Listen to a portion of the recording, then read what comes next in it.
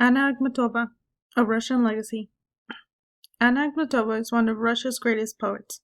Her work ranged from poetry to memoirs, autobiographical works, and literary studentship on other writers. She also translated Korean, Armenian, Italian, and French poetry. She is remembered as one of the most popular members of the Akhmatist movement in Soviet Russia.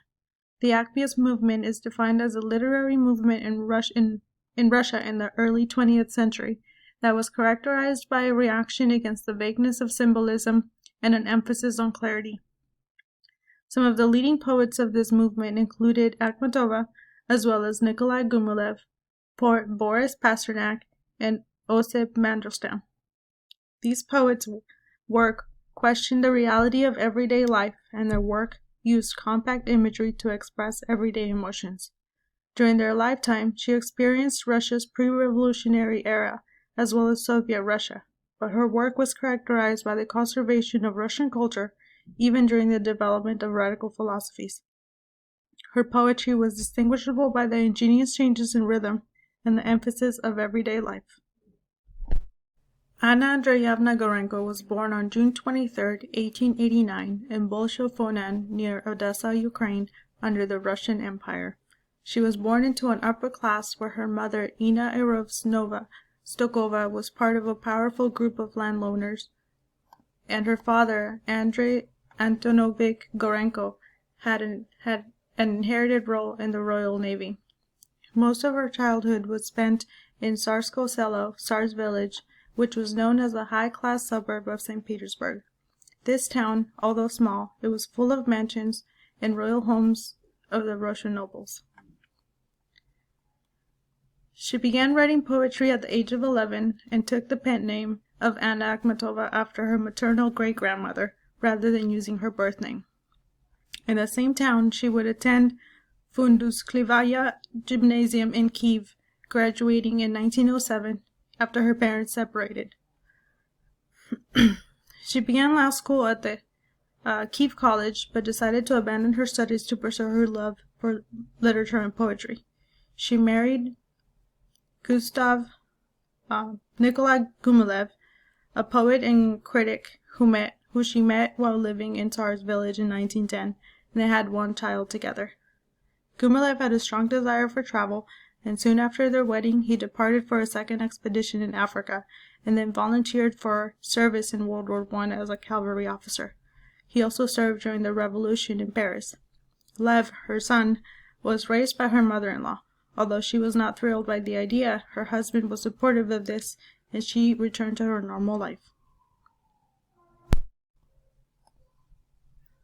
During his constant travels, she published her first book in 1912 entitled Evening, which was received very well and gained a high rank among literary scholars in St. Petersburg, and by the time her second book, Rosary, was published in 1914, she had established her reputation. In these two books, her poetry reflected her experiences as a mother and wife to Gumilev, which were both unhappy. Rosary has been reprinted 10 times, which added on to her fame as the first female writer and poetess of Russian literature. She divorced Gumilev in 1918 and married poet Vladimir Shilenko. This marriage only lasted 3 years, but was full of sexual lures and affairs. Her beauty and charming character made her even more likable. She was proposed to by Mandelstam many times and had an affair with composer Arthur Servich-Lure, and married one more time to Nikolai Punin. Many of these relationships were included in her poetry and was the inspiration behind some of their work as well. She embraced the themes of sin and atonement as well as passionate love, which caused the Communist Party to ban her poetry, deeming her as immoral and ideologically harmful. The Akhmatists were viewed with distrust by the Soviet Union, and most of their poets were silenced in one way or another. Gumilev was executed in 1921, Mandelstam died in a Siberian labor camp, and Akhmatova entered poetic silence and did not publish anything for many years. After the war, she read her poems to hospitalized soldiers and published a few poems using the war as inspiration. During this time, she was personally attacked by the Central Committee of the All-Union Communist Party leader, calling her half nun, half whore, and abandoned publication of her poetry, forcing her to make her income from translations. Her son was arrested some years before that and was sentenced to 5 years in Gulag. Gulag was a system of labor camps in the Soviet Union in which most people were sent to die.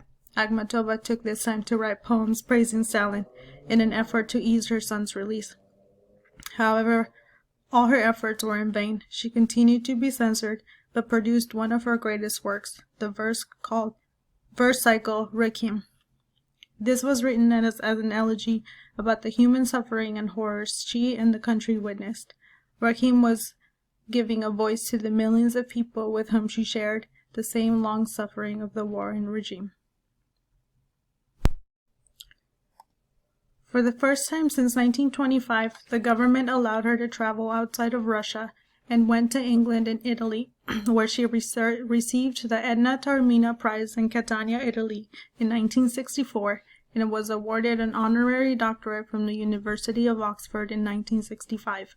She spent most of her time trying to recoup the lost time, but passed away in March of 1966 in Moscow.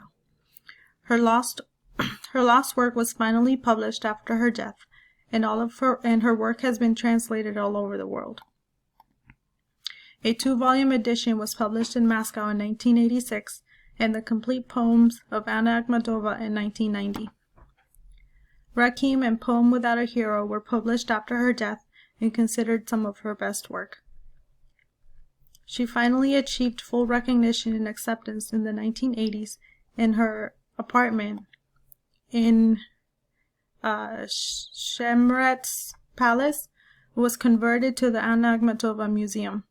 According to the Poetry Foundation, Akhmatova, her person, poetry, and more nebulously, her poetic persona, is the iconic representation of noble beauty, catastrophic predicament. There are 2 museums in her honor, including the Anna Akhmatova Museum at the Fountain House, and in 2006, a monument was placed in front of the prison where she was forced to wait in the midst of many Russian winters to hear news about her son.